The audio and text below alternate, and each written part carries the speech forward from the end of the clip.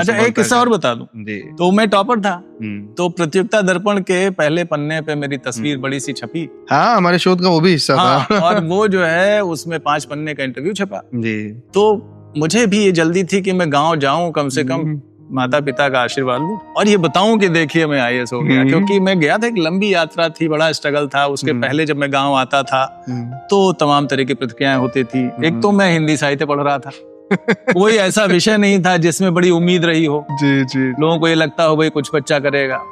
तो अलग अलग तरीके की प्रतिक्रियाएं होती थी, भाई कब तक पढ़ेंगे आप, क्या होगा भैया, का कब तक का पढ़ो, हिंदी पढ़े कर तो यही पढ़ लेते हो। तो ये सब जो बातें थी, तो मैं जब आया तो इसी लखनऊ मेल से मैं लखनऊ में उतरा, वो भी एक सीन मुझे याद है जी। तो मुझे ये पता चल गया था कि प्रतियोगिता दर्पण में तुम्हारी तस्वीर छपी है और ये जो है फ्रंट पेज पे। हाँ, फ्रंट पेज मैं टॉपर था। तो बड़ी बात थी भाई, उस सत्र का टॉपर मैं था हिंदी माध्यम से। तो मैंने रेलवे स्टेशन पे मैगजीन के स्टॉल पे मैं गया।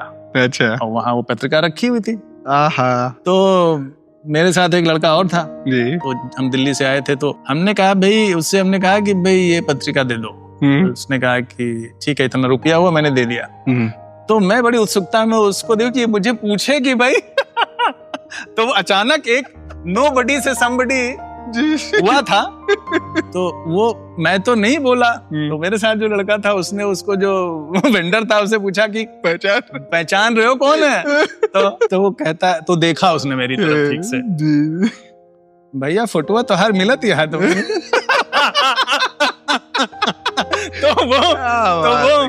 वो उसने बोला भैया ही हैं। तो कहा हाँ, लग तो यही रहे हैं। तब भी उसको पूरा यकीन नहीं हुआ, उसको लगा कि यार ये लड़का कहाँ, ये स्टेशन मैगजीन में कहाँ जो है आएगा ये, और ये तो नॉर्मल उसका कपड़े लत्ते में खड़ा हुआ एक साधारण सा गांव का बच्चा लग रहा है जी।